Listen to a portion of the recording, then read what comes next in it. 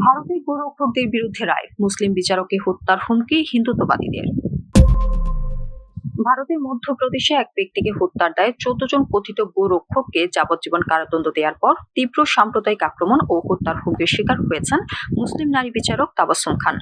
বিচারকের রায়ের আইনি পর্যালোচনার পরিবর্তে তার ধর্মীয় পরিচয়কে কেন্দ্র করে সামাজিক যোগাযোগ মাধ্যমে বিদ্বেষমূলক প্রচারণা চালানো হচ্ছে। গত 12 জুন মধ্যপ্রদেশ রাজ্যের একটি আদালতের অতিরিক্ত জেলা ও দায়রা জজ তাবাসসুম খান 14 জনকে যাবজ্জীবন কারাদণ্ড দেন। আসামিদের বিরুদ্ধে হত্যার চেষ্টা, দাঙ্গিয়া এবং বেআইনিভাবে মানুষকে আটকে রাখার অভিযোগ প্রমাণিত হওয়ায় এই রায় দেওয়া হয়। 2022 সালে মধ্যপ্রদেশের নর্মদাপুরম জেলায় একটি ট্রাকে গরু বহন করে নিয়ে যাচ্ছিলেন নাজির আহমেদ নামে এক ট্রাক চালক। এ সময় লাঠি ও রড হাতে থাকা একদল স্বঘোষিত গোরক্ষক তাকে আটকায়। গরু পাচারের সন্দেহে ওই ব্যক্তিরা নাজির ও তার দুই সঙ্গীকে গাড়ি থেকে টেনে বের করে আনে এবং তাদের উপর নৃশংসভাবে হামলা চালায়। পরে নাজির তার আঘাতের কারণে মারা যান, কিন্তু তার সঙ্গীরা পালিয়ে যেতে সক্ষম হন। পরে আদালতে তারা ঘটনাটি বর্ণনা করেন। 12 জুন অতিরিক্ত জেলা ও দায়রা জজ তাবাসসুম খান সাক্ষ্য প্রমাণ ও মেডিকেল রিপোর্টের ভিত্তিতে এই হত্যাকাণ্ডকে চরম বর্বর ও নৃশংস আখ্যা দিয়ে 14 জন অভিযুক্তকে যাবজ্জীবন কারাদণ্ডে দণ্ডিত করেন। রায় ঘোষণার পরে কঠোরপন্থী হিন্দুত্ববাদী সংগঠন ও অভিযুক্তদের পরিবারের সদস্যরা আদালত চত্বরে বিক্ষোভ করেন এবং বিচারকের কুশপুত্তলিকা পুরাণ।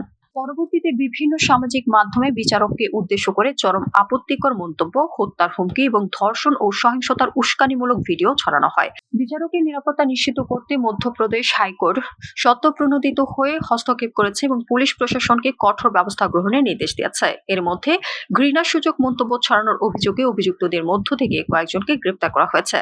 বিচার বিভাগীয় স্বাধীনতা খর্ব করার এই প্রচেষ্টার বিরুদ্ধে দেশটির সুপ্রিম কোর্ট বার অ্যাসোসিয়েশন ও supreme court advocates on record অ্যাসোসিয়েশনের মতো শীর্ষ আইনি সংস্থাগুলো তীব্র নিন্দা জানিয়ে বিচারকের পাশে দাঁড়িয়েছে। Supreme court advocates on record association এবং সুপ্রিম কোর্ট বার অ্যাসোসিয়েশন এই হুমকির তীব্র নিন্দা জানিয়ে দোষীদের বিরুদ্ধে কঠোর ব্যবস্থা নেওয়ার দাবি জানিয়েছে।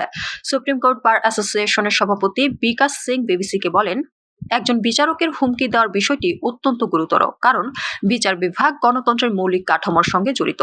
আমরা যদি এটি হতে দেই তবে কোনো বিচারকই নির্ভয়ে বিচার করতে পারবে না।